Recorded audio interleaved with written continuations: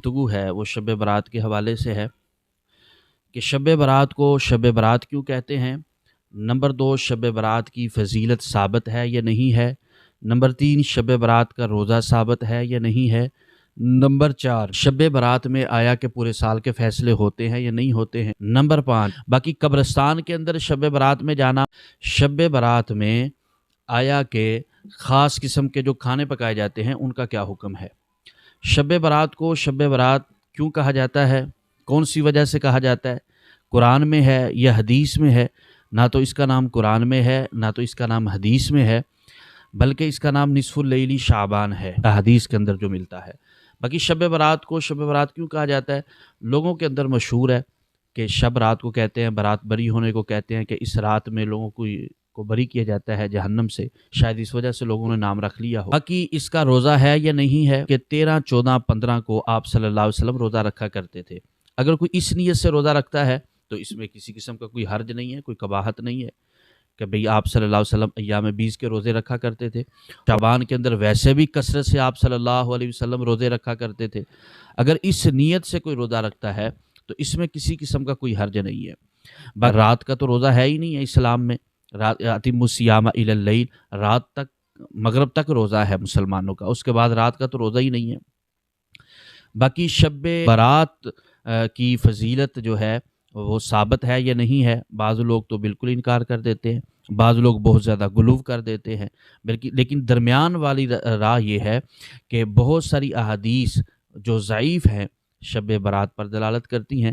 جو انکار کرتے ہیں ہم ان کو بھی برا نہیں کہہ سکتے، ان کے پاس دلائل ہیں، اور جو بہت زیادہ غلو کرتے ہیں یہ بھی مناسب نہیں ہے۔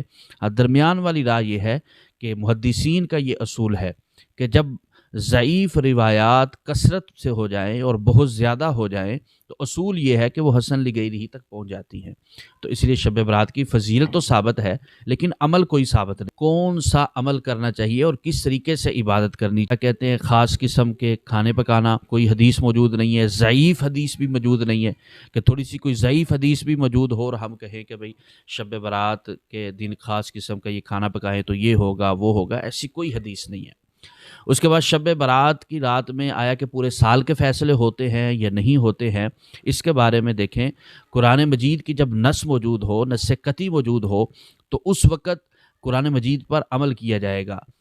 دیکھیں پہلی بات تو یہ ہے کہ احادیث تو موجود ہی نہیں ہے۔ دیکھیں کہ قرآن پاک میں واضح طور پر ہے انا انزلناہ فی لیلۃ مبارکہ اور فیہا یفرق کل امر حکیم، یہ لیلۃ القدر کے بارے میں کہ بھئی اس رات میں پورے سال کے جو فیصلے ہوتے ہیں وہ ہوتے ہیں۔ اسی طرح سورہ قدر کے اندر ہے تنزل الملائکۃ والروح فیہا باذن ربہم من کل امر سلام۔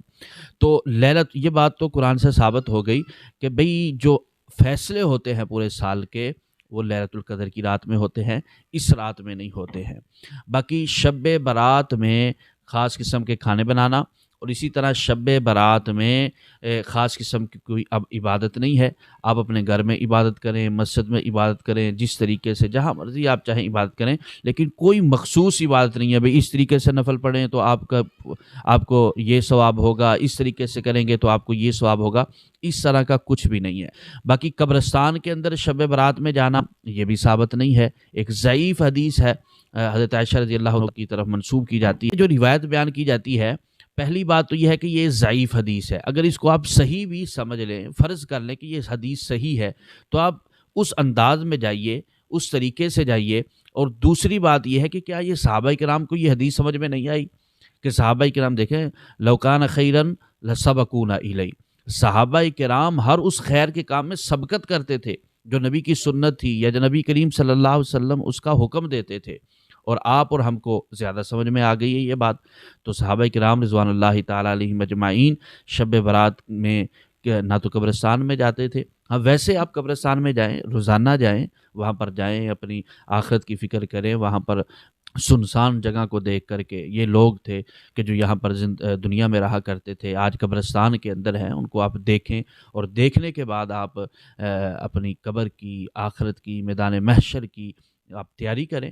باقی یہ کہنا کہ شب برات کے دن اور دوسرا یہ ہے کہ آپ صلی اللہ تعالیٰ علیہ وسلم اگر فرض کر لے گئے بھی ہیں تو زندگی میں ایک مرتبہ گئے ہیں، وہ الگ بات ہے کہ یہ حدیث ضعیف ہے، ویسے میں کہہ رہا ہوں کہ فرض کر لیں زندگی میں ایک مرتبہ گئے ہیں اور خاموشی سے گئے ہیں، کسی کو بتایا نہیں ہے، علل اعلان نہیں گئے ہیں، تو آپ بھی اسی طریقے سے جائیں، رات کے وقت جائیں، اکیلے جائیں، تن تنہا جائیں، اور گروپ کی شکل میں نہ جائیں، تو پھر تو بات سمجھ میں بھی آتی ہے۔ باقی یہ ذہن میں رہے کہ شب برات کی فضیلت ثابت ہے ضعیف احادیث سے، چونکہ ضعیف احادیث بہت زیادہ ہے، اس وجہ سے حسن لی گئی رہی، کیونکہ فضیلت ثابت ہے۔ شب برات کا روزہ نہیں ہے۔ ہاں، جو ایام بیز کے روزے رکھتا ہے یا اسی طرح شبان کے روزے رکھتا ہے وہ اس رات میں بھی اس دن میں بھی روزہ رکھ لے۔ اسی طرح شب برات میں کسی قسم کے کوئی فیصلے نہیں ہوتے، فرمایا کہ اسی طرح شب برات میں خاص قسم کے کھانے بنانا یہ بھی جائز نہیں ہے، اگر شب برات کا سمجھ کر کے کھانے بنائیں گے تو یہ بدعت ہوگی، واللہ عالم بالصواب۔